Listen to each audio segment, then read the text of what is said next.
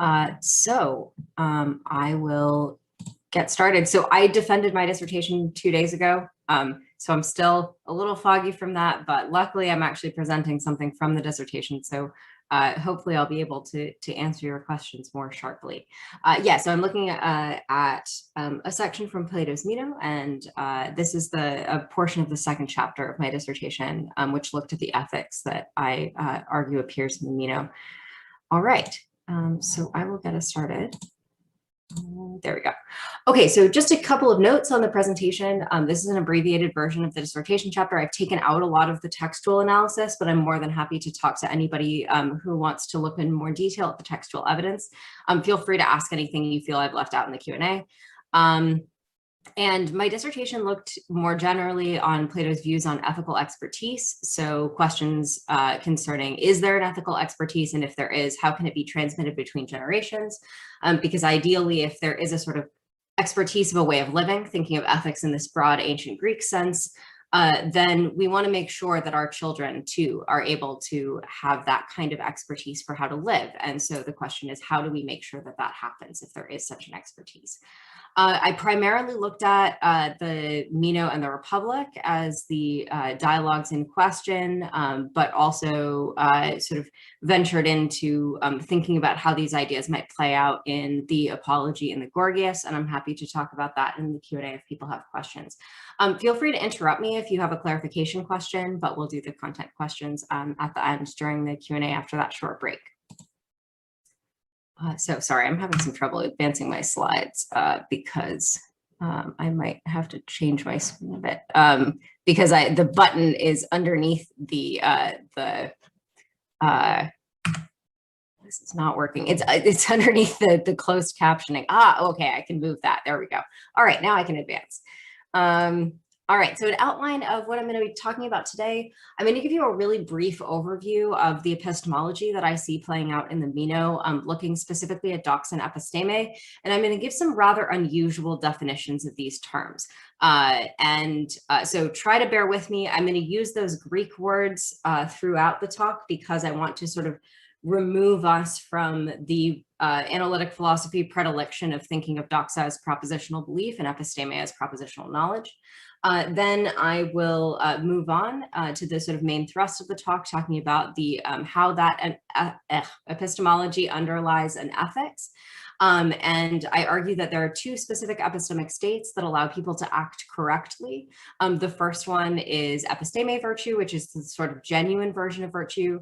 And then the second one is doxa virtue. And I argue that both of these are colloquially called virtue, but there is a distinction between them that's made in the text.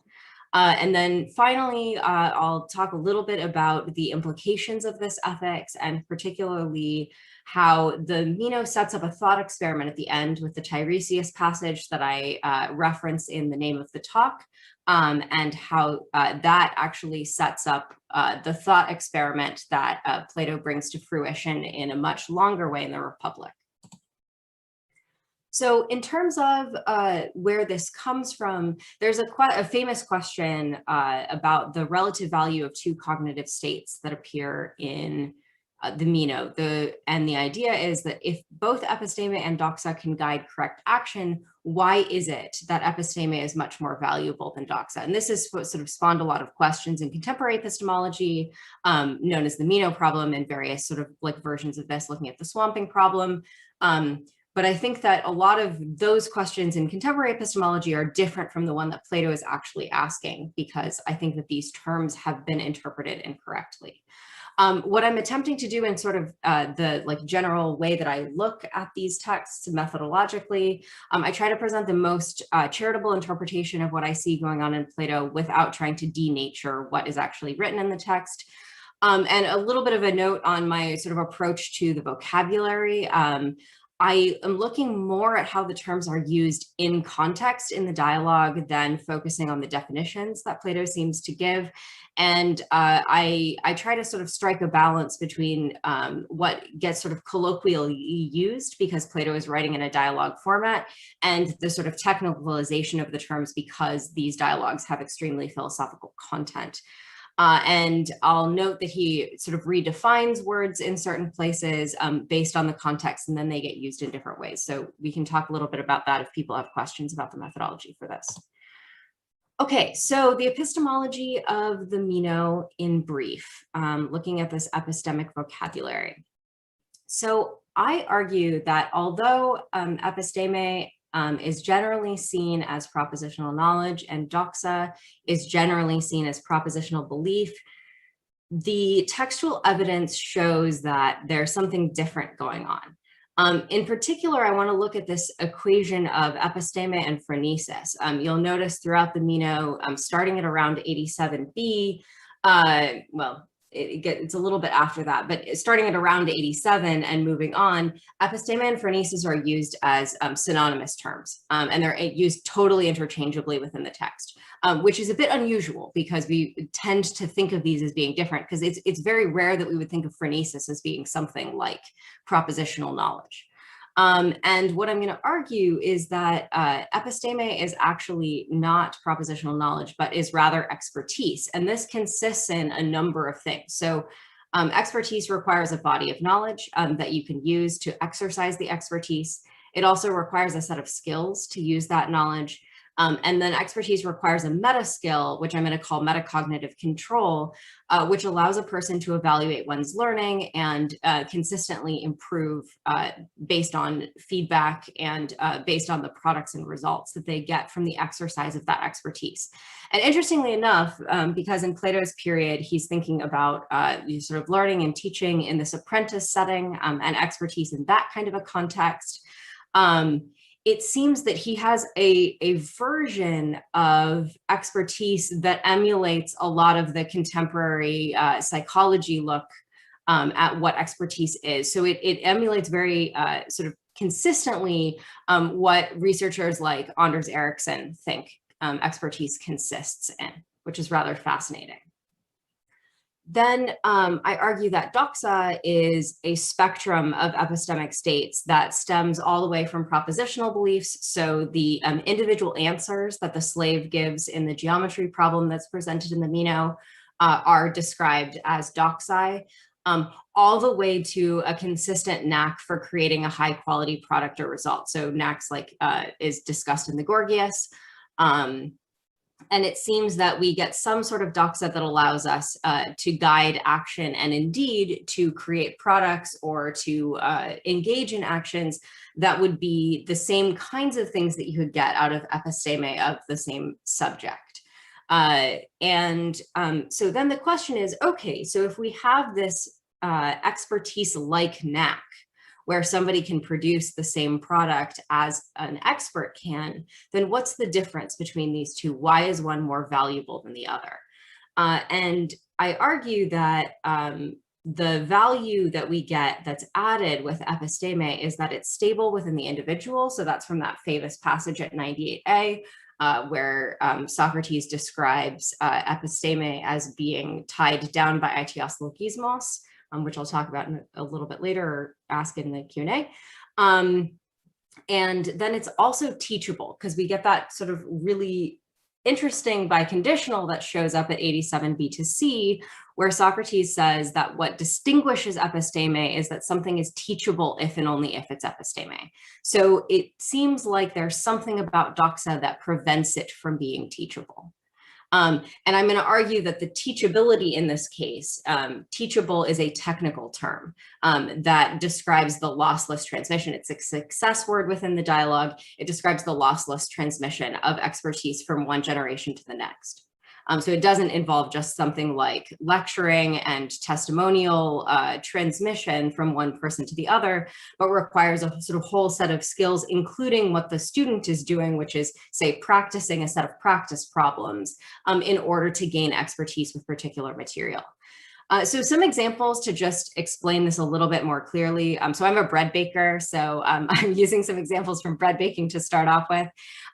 We can see that there are some really like expert people who are clearly expert bakers. An example that I would give is Michael Suez of the San Francisco Baking Institute, who is a a baker and a teacher and is somebody that is able to sort of construct new recipes and do all of this stuff, versus someone that I might call the intuitive baker. So if you've ever watched somebody that learned through generations of their family how to make bread, they often don't measure things. They don't necessarily have an ability to explain what it is that they're doing or how long they let the bread rise or any of these other things, but they seem to have an intuition about how to make this incredibly good bread. And they seem to have all sorts of techniques that they can use to shape the dough in ways that a novice person is not going to be able to do.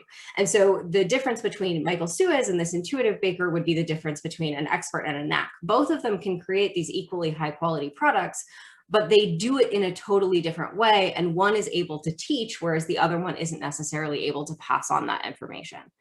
Then a second, which perhaps is a more sort of universally understood version of this, would be an expert musician or musical performer versus a musical performer who can produce great performances, but say learns by ear. So I had a friend in college who would play incredible renditions of Chopin pieces, but she didn't read music. She did it almost entirely just by listening to expert performers and being able to emulate certain things on the piano. Whereas if you have a sort of an expert performer, somebody like Jonathan Bliss, who's also a teacher of performance at a school of music, then you have the ability to losslessly transmit that expertise to the next generation. So while they might produce sort of equally good renditions of a particular piece, there seems to be a difference in the epistemic state that they have. And then I give some examples that occur in Plato's Meno that show what the differences are, although of course we get this rather sort of rude interpretation that poets really have a knack and don't have an expertise that they can teach to others.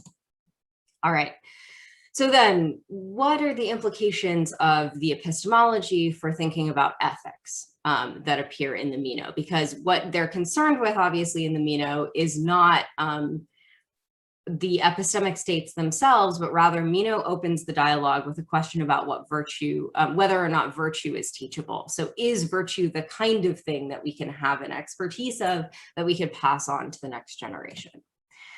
So I argue that there are two epistemic states that can result in virtuous actions, just like this split. So there's something that we might call Doxa Virtue, which is a knack for doing the right thing. And I think that many of us probably have people in our lives that we think have a sort of knack for doing the right thing. They seem like good people. They genuinely do the right thing most of the time, but they may not be able to explain why they acted in a particular way under certain circumstances.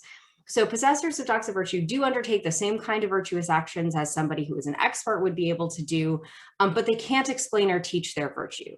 And the dialogue brings this to the fore in the conversation between Socrates and Anytus, where they're discussing these sort of eminent Athenians who supposedly led the polis in a really impressive way and were able to sort of provide good leadership for the Athenians, but their children are notably non-virtuous people. And their children don't have the same capacity, and you would not want them ruling Athens and making decisions on behalf of the polis. And so what Socrates says is, look, the thing is that if these people were genuine experts, they would most of all want to make sure that their children too were genuine experts in how to live and how to lead politically. And that would be the sort of number one goal. And we can tell that these people, the children of these people aren't just incapable of learning, because their eminent fathers teach them to do all these incredible things. They make sure that they can throw javelins on horseback, and they're incredibly trained wrestlers and all of these other things. But for whatever reason, these people are not doing the right thing in their day-to-day lives. They're not ethical experts in any way. So it seems that there's a transmission of virtue problem. And so what explains that problem? Well, if they have something that's causing their virtuous actions that isn't teachable, that would explain why the children of these sort of famous people aren't virtuous. And he says in these cases, it seems like virtuous actions, because they're not taught by another human being, come rather as an inspiration from the gods. Now, that is the sort of feeling that we get at the end of the dialogue. So that's the conclusion, is that all virtue is this way. Yet there's this really interesting passage, which I'm going to show on the next slide, which I call the Tiresias passage, which gives us a thought experiment that says, what if there were a leader who, instead of having this doxa virtue, which they're unable to transmit from one generation to the next, actually has an expertise in virtue? What kind of value would we get out of that? And so what I argue is hypothesized here is that there's such a thing as episteme virtue. So a possessor of episteme virtue is able to undertake virtuous deeds just as the person with doxa virtue. But what's added here is that they can explain and teach their virtue to others. So with episteme virtue, we don't have the transmission of virtue problem. If we were to have a genuine ethical expert, they would be able to teach their children and potentially the other people surrounding them. So think back to the Apology. Socrates says, well, I wouldn't want to corrupt people, because if I corrupted people, then the people around me would be bad. And if I'm a good person, I want the people around me to be good so that they don't harm me, right? So the idea here is that if you had somebody who genuinely had this episteme virtue, they would teach all of the people they could, all of the people who seem to have the right kind of potential, to have the ethical expertise that they had as well, because they want people to live as well as possible. And they certainly want the polis that they live in to be governed as well as possible over successive generations, to make sure that it's a great place for their children to live and everybody to live following that. So then under this circumstance where we have episteme virtue, virtuous actions come from a carefully honed ability to distinguish the correct course of action. And I'll talk a little bit about what this might look like given what we hear from the Republic at the end of this talk. Okay, so here's the passage in question that sort of gives us this counterfactual. So Socrates says, if we were right in the way in which we spoke and investigated in this whole discussion, virtue would be neither an inborn quality nor taught, but comes to those who possess it as a gift from the gods, which is not accompanied by understanding, right? So this is the sort of conclusion that they've come to given the transmission of virtue problem that was laid out in the sort of earlier part of the dialogue. Unless, and here's where the counterfactual starts, there was someone among our statesmen who can make another statesman. So this is the idea that there's somebody among the statesmen who can teach somebody else to do what they do, to act correctly in the way that they act. If there was one, he could be said to be among the living, as Homer said Tiresias was among the dead, namely that he alone retained his wits while the others flitted about like shadows. So this is a reference to the Odyssey, where Odysseus goes down to the underworld, and the one person among the shades or the shadows, these sort of like spirits of the dead people, that is able to have understanding of what goes on in the world above, is Tiresias. So in all of the cases, right, Odysseus has to feed each of the shades that he interacts with blood, so that they are able to bring their wits back and talk to him.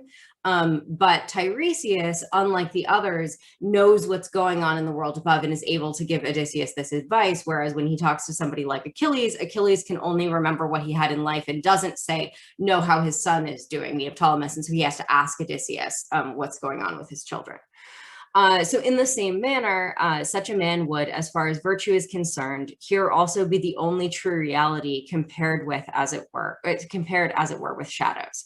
Okay, so what the idea here is that if we had a statesman who had genuine expertise of virtue, he would not only be able to, or she would not only be able to act in a particular way, and that action would be considered sort of genuine virtue as opposed to a sort of pseudo virtue that we might call doxa virtue, be able to act in the world and then also produce this among others.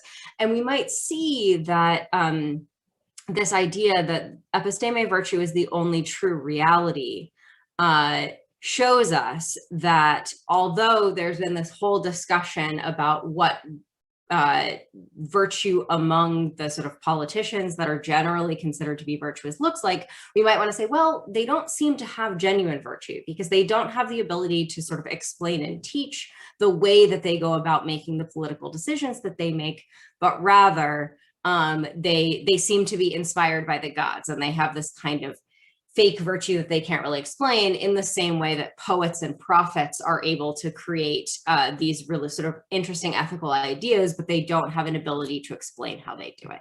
And then there's a conclusion that, well, we don't have any of these people around. This is sort of merely a counterfactual.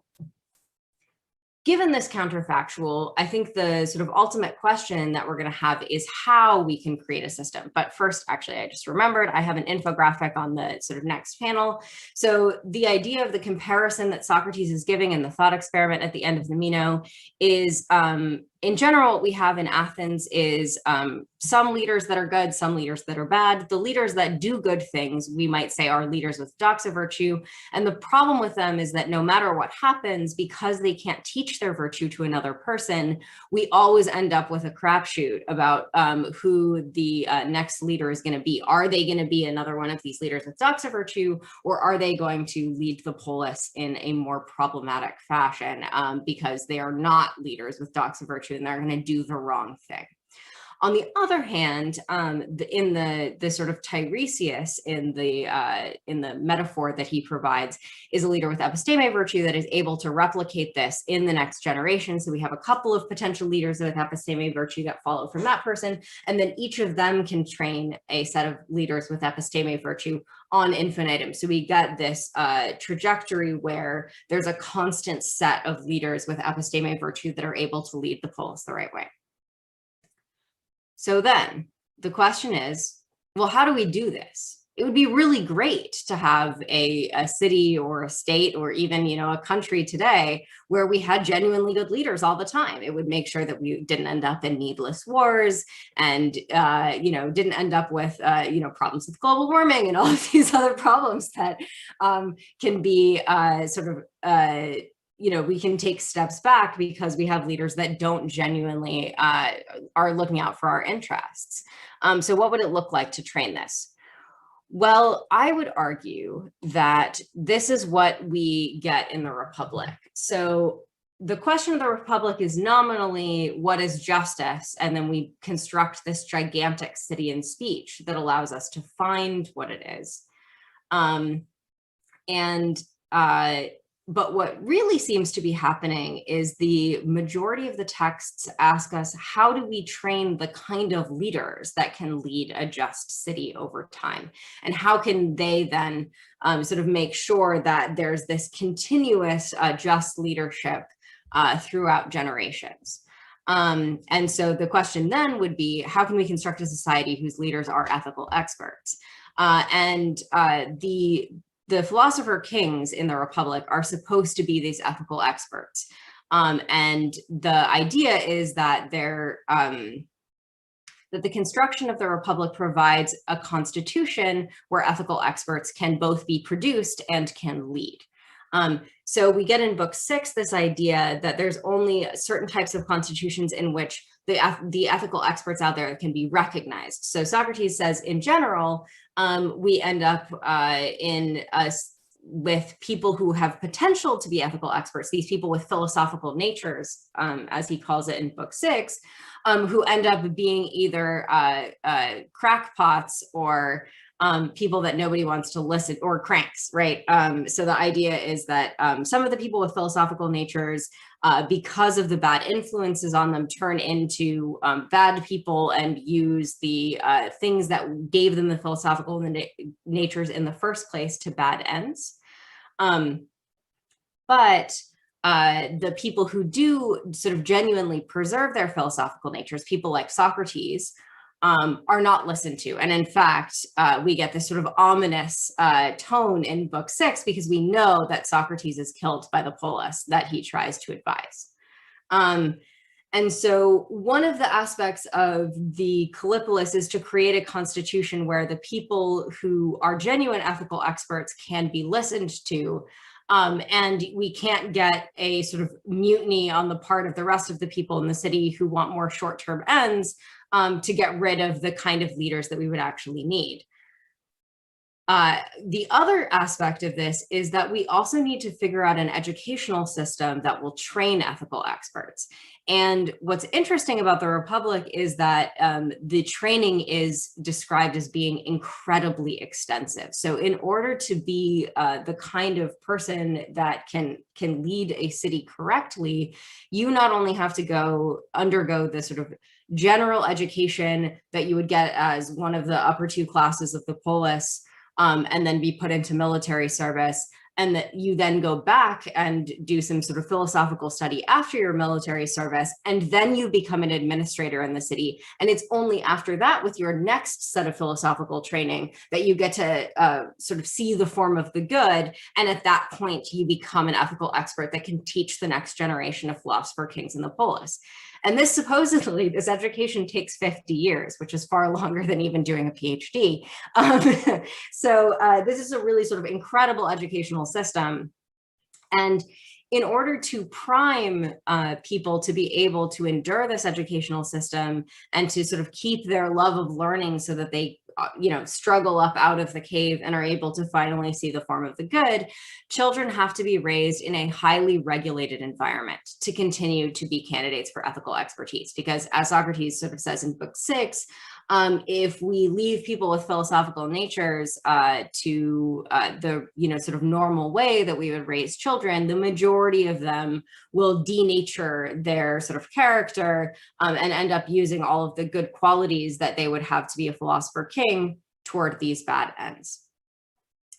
And so what I actually argue later on in the 3rd chapter of my dissertation is that this requirement that we create children that are ready to undergo the kind of difficult ethical training that you would need in order to become a genuine ethical expert explains the draconian censorship program of the Republic in books 2 and 3.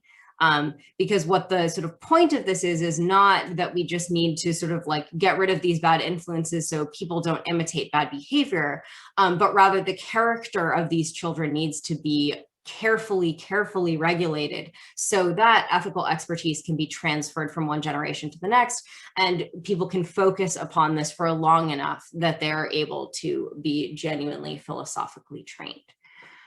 So that is the general idea. I know this was running a little short. I thought I only had 30 minutes, but hopefully that gives you a sort of general overview of the ethics that I see coming out of the Meno and how this fits with the educational system described in the Republic. And I'll be happy to answer any questions after a short break.